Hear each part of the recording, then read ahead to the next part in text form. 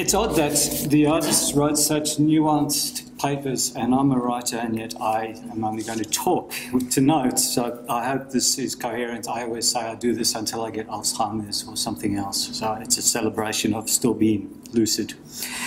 But actually the talk will be about writing. And I didn't actually want to do a project that was about writing, because this was an opportunity to do an art project that could be visual and get me away from like 30 years of writing. And so it's kind of ironic that it kept going back to this question of like, what is writing, what is literacy, what is reading, what is encoding history in text as opposed to encoding history in images. So to begin, I just want to quote someone who I think many of you would know of, who I think is one of the key writers on art of our times.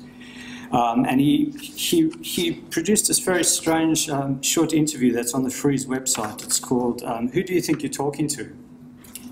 And it concludes with this statement, which is kind of traumatic for anyone who writes, I think, but actually I think insightful and therefore traumatic.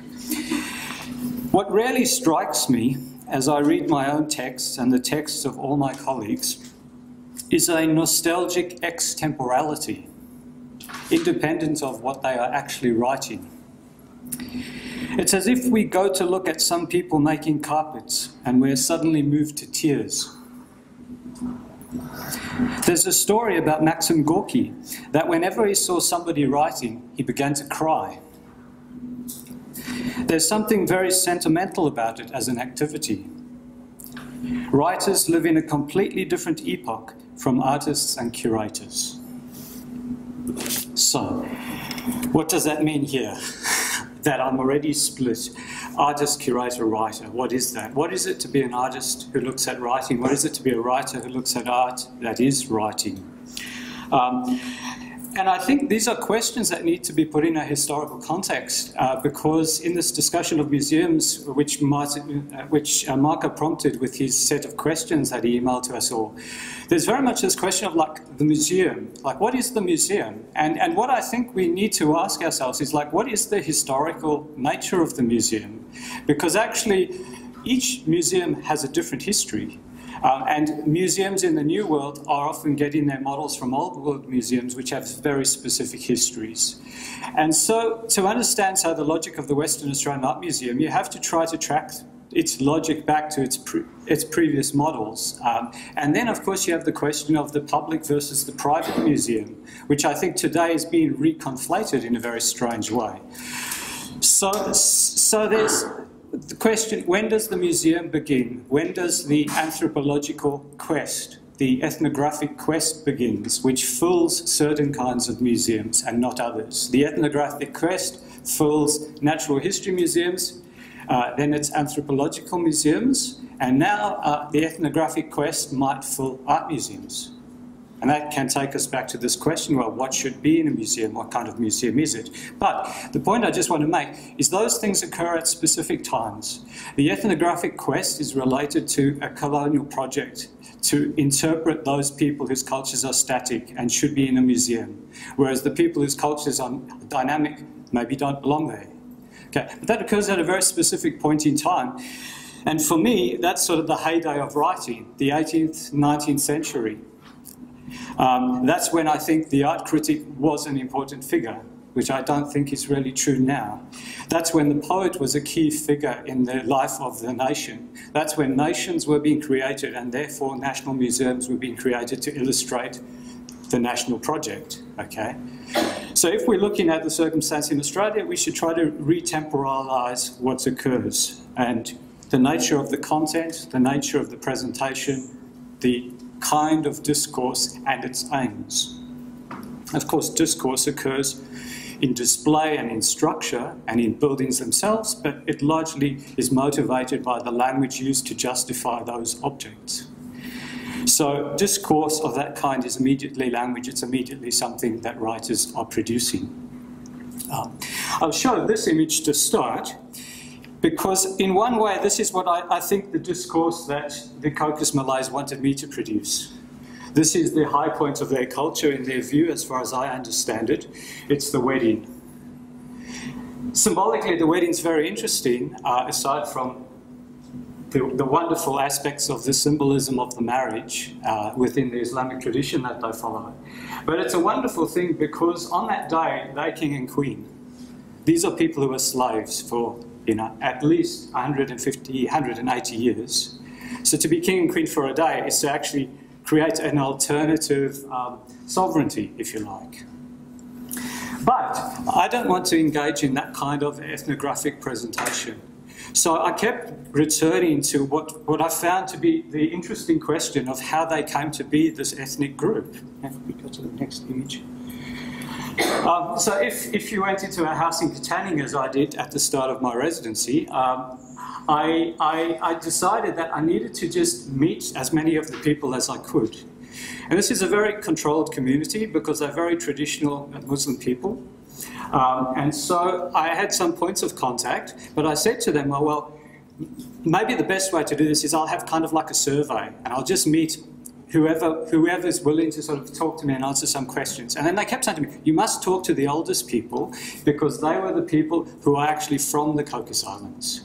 So I had this kind of questionnaire that I went to all the people with, and this is in the house of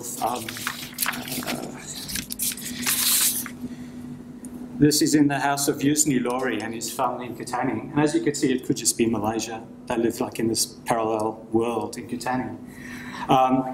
If you could go to the next one. And so I was asking more or less the same questions to all the people I met, but I was getting really weird and different answers. Some people were saying that they were slaves on the island, that even in the 1950s, when some people were sent back to Borneo, which I was aware of through some other reading, they were saying that they were sold as slaves to plantations in Borneo. Certainly they were exploited, but I thought, no, they're not being sold as slaves. Why do they have this misconception, And so I was trying to figure out the language of understanding they were using, how it connected with the historical record, but also how it connected to their idea of being an ethnic group, because they were actually taken as slaves from originally originating in Malacca via various points to Cocos Islands. So they never existed as an ethnic group until 1830. They were actually from various parts of Southeast Asia, Sulawesi, Borneo. Now, sorry, if you just go back. Now, those two people in that image, one of the people, that's Jennifer Lloyd with the yellow hijab, she was one of the people answering my questions, and Siti is, I think, her daughter-in-law, and she was the interpreter for that circumstance, but she's the voice of the principal narrator in the sound part of my projects upstairs. So I owe her a huge debt, as well as the fact she translated. So basically I was interested in this question of well, what was the origin, what was the understanding of the circumstance, and most of the time I was given the impression that these people were illiterate. The older people were illiterate. They could only speak Malay. They couldn't read anything. They couldn't speak English. They definitely couldn't read English texts. So, of course, that disconnects them from all the texts I was able to read. And the history I was reading about them, they were actually disconnected from. But then, in one of these interviews, someone said to me this thing that I found very striking. They said, oh, they did go to school. They went to Escola Romanized. So it means school Romanized. I thought, well, that's very weird. Just the two words together are kind of weird, a surrealist juxtaposition. But the fact that they used Romanized made me realise that maybe at a previous circumstance there was an Escola Jawi where they were using a different script. And being a writer, I was very interested in this scriptural discrepancy, because actually it's discrepancy in script, or the inability to read one script, means that all those texts in that other script become accessible. So that means you lose the history that's written in this case, the Jawi script. So I kept asking people after that point, can you read, can you write? Yes, you don't know English, you know Malay. Can you read Malay and English in Roman script? Can you read it in Jawi? And then I discovered actually there were a bunch of people who could. Now this was shown to me in Katanning as well, and this again is related to the question of script. This is the signature of one of the members of the family who owned the Cocos Islands for 180 years, signing the birth certificate of one of these so-called illiterate Malays. So you have this scriptural tradition, the enforcement of a scriptural tradition, and in fact all the birth, deaths and marriage certificates for the whole period of the Cocos Islands until it became part of Australia were signed by a member of the Clunies-Ross family. If we go to the next one, please. And so when I got to the Cocos Islands, I was asking the same questions, but actually, of course, they were much more refined. And one of the first people I met was this gentleman, Haji Adam.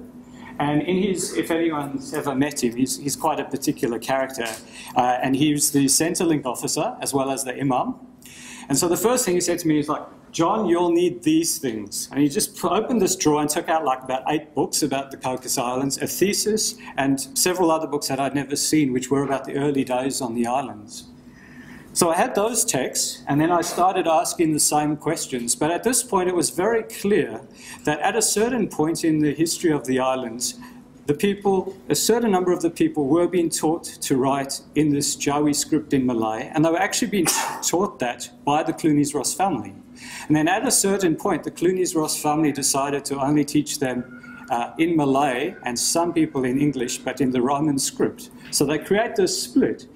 And Haji Adam, behind his desk in the Centrelink office, had these cabinets full of Jawi letters where he had started to archive all the correspondence of the island, and most of it's in Jawi. And so now, unless we can find some people who know Jawi to read these things, there's this whole history of the islands, of the Malay people, their correspondence between families in Borneo, Singapore, Malacca to some extent, but all unread. Okay. So, yeah, and if we go to the next image. So that's him standing outside the mosque, and this is inside the mosque to give you a sense of the aesthetic. But again, I mean, I thought this is something very beautiful. It reminds me a bit of Simringil's series of photographs, Dalam. But again, I wanted to resist this idea of the ethnographic, of studying how interesting these things are. And the reason I wanted to do that, aside from some sort of ideological resistance I naturally have to these things, for some reason that's probably unhelpful, I thought, well, actually, if I'm going to do this, I actually have to do something that I can give to these people. Like, I actually have to be able to, at the end, say, well, like, yes, I'm not very social. I'm not a very good, like, participant in these projects. I don't really like meeting lots of new people. It makes me nervous. But I want them to go, yeah, we don't know what that guy was doing. He was wondering about, always asking us these questions, and he didn't come to the mosque. He's not Muslim, you know, he's one of those heathens. But he did this thing which is all about us. So I started to investigate the history and produce the text, thinking that it could be a radio play, that we could broadcast it on Cocos Island radio. And one of the things that I believed, I don't know if it's still true, was that Cocos Islands, it's an atoll, and the biggest island is where the Westerners stay, and all the Malays stay on quite a small island called Home Island. And on one of the things I read, it said that there is one radio station, but it actually broadcasts on 2 frequencies. One frequency for West Island, one frequency for Home Island. So I had the idea of writing a text about the early history and broadcasting it in Malay on Home Island and in English on West Island, to sort of try to create some kind of imaginative universe across that divide, which is a very, very distinct divide.